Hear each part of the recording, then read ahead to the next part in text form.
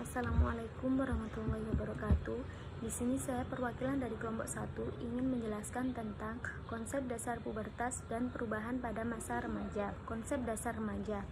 Remaja adalah masa peralihan dari anak-anak menjadi dewasa.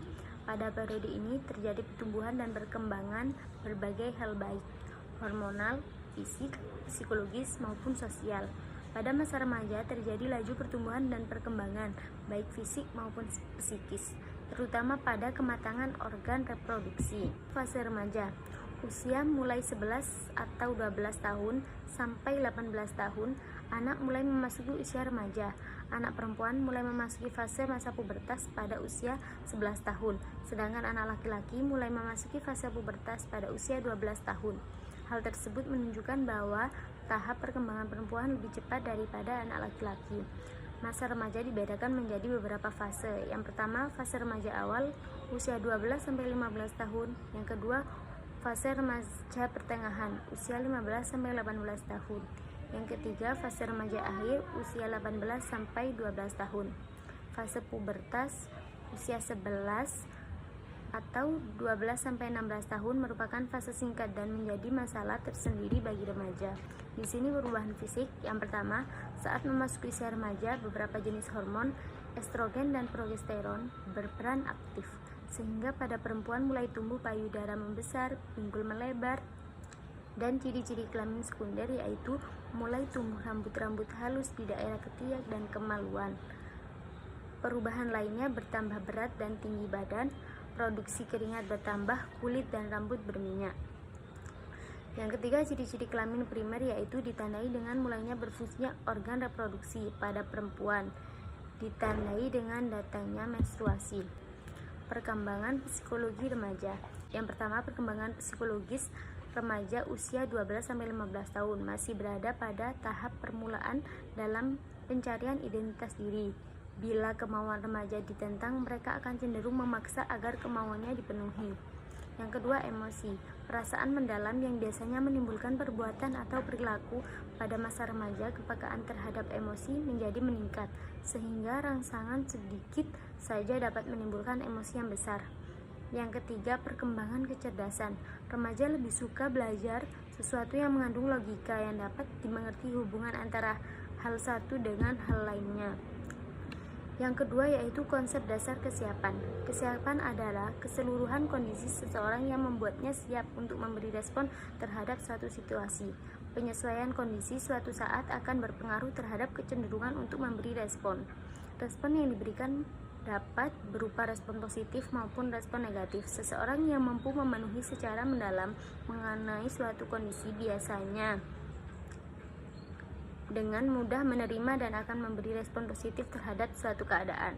Kesiapan menghadapi menstruasi adalah suatu keadaan yang menunjukkan bahwa seorang siap untuk mencapai kematangan fisik, yaitu dengan datangnya menstruasi pada saat telah menginjak usia remaja awal yang terjadi secara periodik dan siklik berulang-ulang. Di sini kesiapan fisik. Kesiapan fisik menstruasi adalah keadaan yang menggambarkan perilaku seseorang dalam mempersiapkan datangnya menstruasi, baik gejala-gejala yang dirasakan maupun perubahan fisik yang menyertai menstruasi.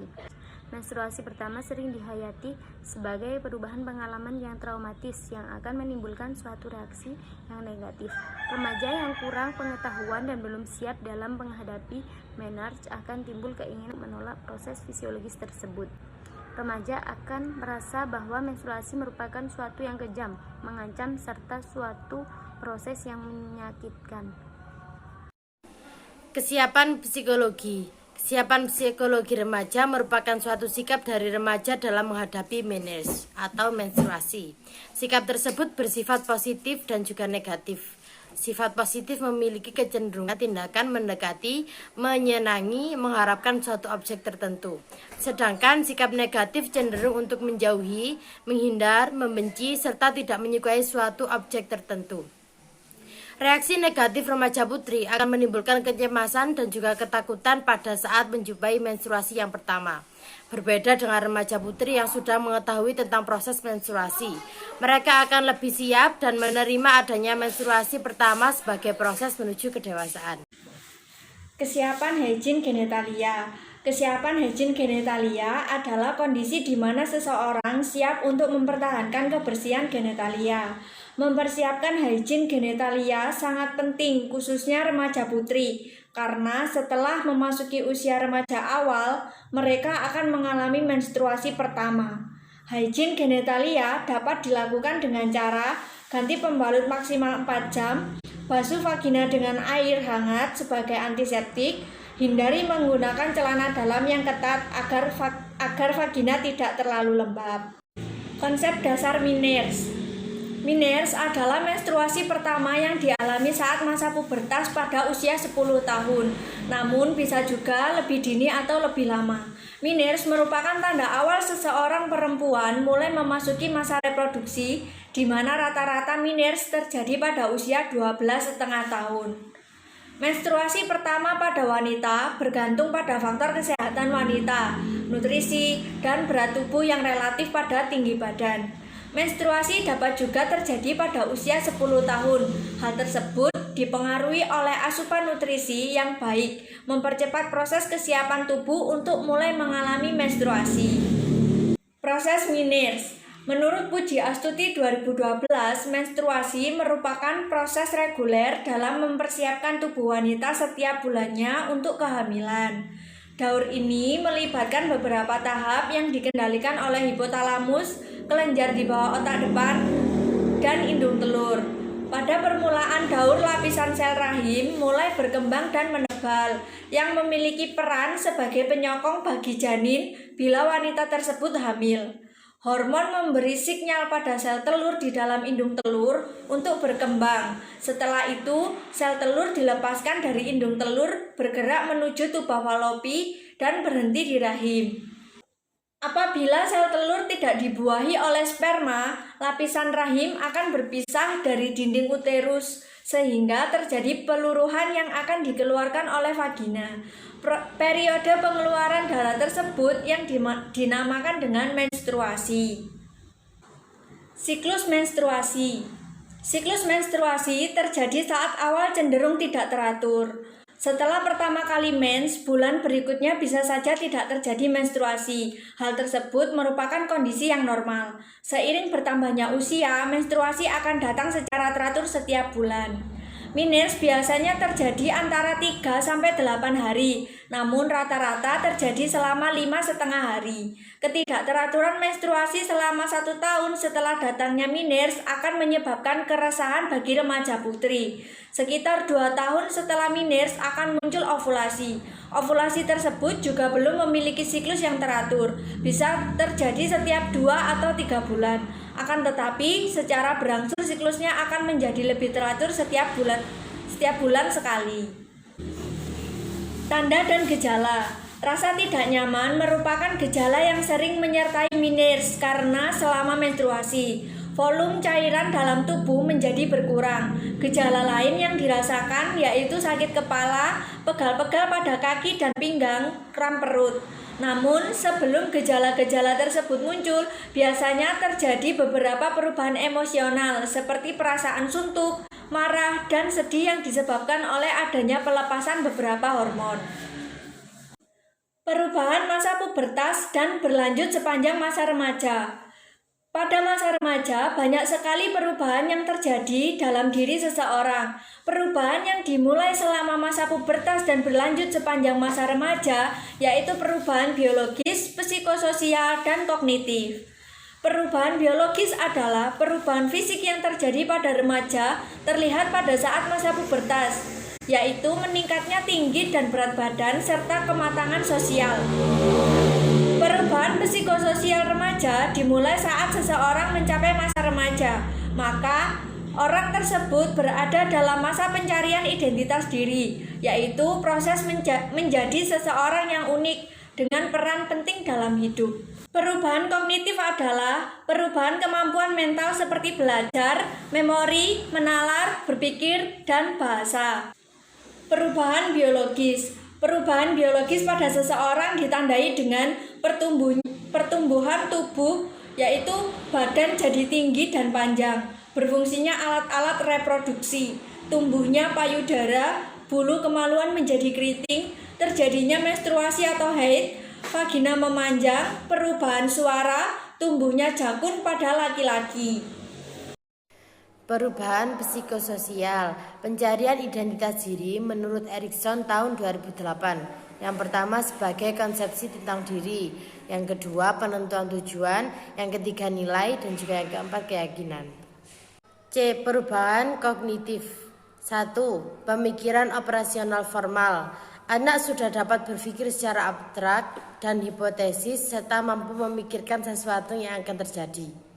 2. Perkembangan pengambilan keputusan, yaitu di mana masa terjadi peningkatan pengambilan keputusan.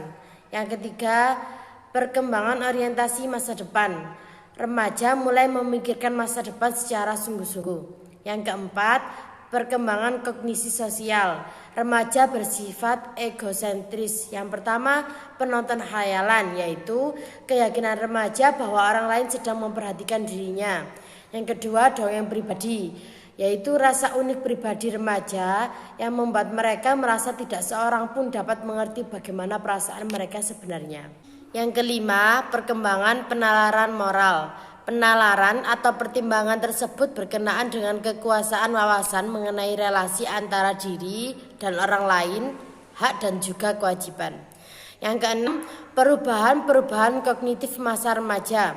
Mampu berpikir abstrak, mengerti hal yang bersifat relatif, kemampuan berproses, dan juga mengolah informasi. Yang ketujuh, perkembangan pemahaman agama.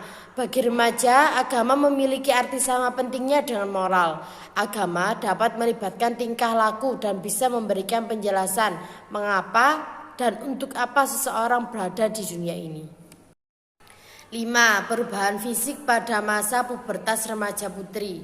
Pubertas merupakan proses perubahan menuju kematangan fisik dan seksual, sehingga pada fase ini si anak siap untuk menjalankan fungsi reproduksinya. Pubertas dimulai ketika hipotalamus yang merupakan bagian otak melepaskan hormon GnRH atau gonadotropin releasing hormone.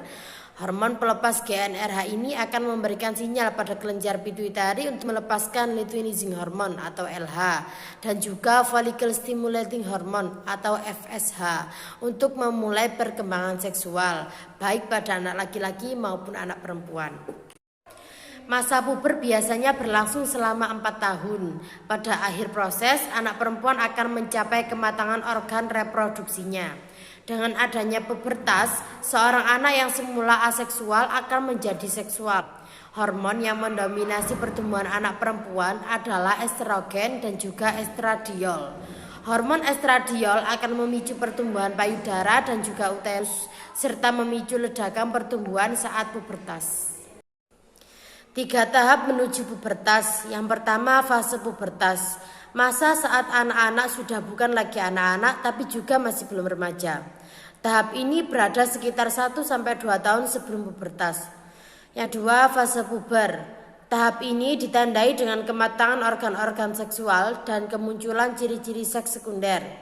Anak gadis akan mengalami menstruasi, pertumbuhan payudara, dan juga munculnya rambut di pubis. Yang ketiga, fase pasca puber. Ciri-ciri seks sekunder telah sepenuhnya berkembang. Organ reproduksinya telah matang layaknya organ reproduksi wanita dewasa. Tingkat pertumbuhan berangsur menurun sehingga akhirnya berhenti. Perubahan fisik yang terjadi saat pubertas. Struktur vulva menjadi lebih besar dan jelas, warnanya pun mengalami perubahan. Yang kedua, perempuan pra-remaja. Vulva berada lebih maju dibandingkan wanita dewasa saat berdiri. Persentase labia mayora dan pudenda sumbing akan tampak lebih besar. Yang ketiga, selama pubertas, semen pubis membesar mendorong bagian depan labia mayora menjauh dari tulang kemaluan dan jadi tepat menghadap ke bawah saat berdiri. Yang keempat, payudara akan tumbuh membesar dan berbentuk seperti payudara wanita berdewasa. Yang kelima, adanya pertumbuhan rambut pubis yang dimulai dari labia mayora kemudian menyebar ke men pubis. Yang keenam, tumbuhnya rambut pada ketiak. Yang ketujuh, wajah menjadi lebih bulat. Yang kedelapan, suara menjadi lebih halus, dan lain-lain.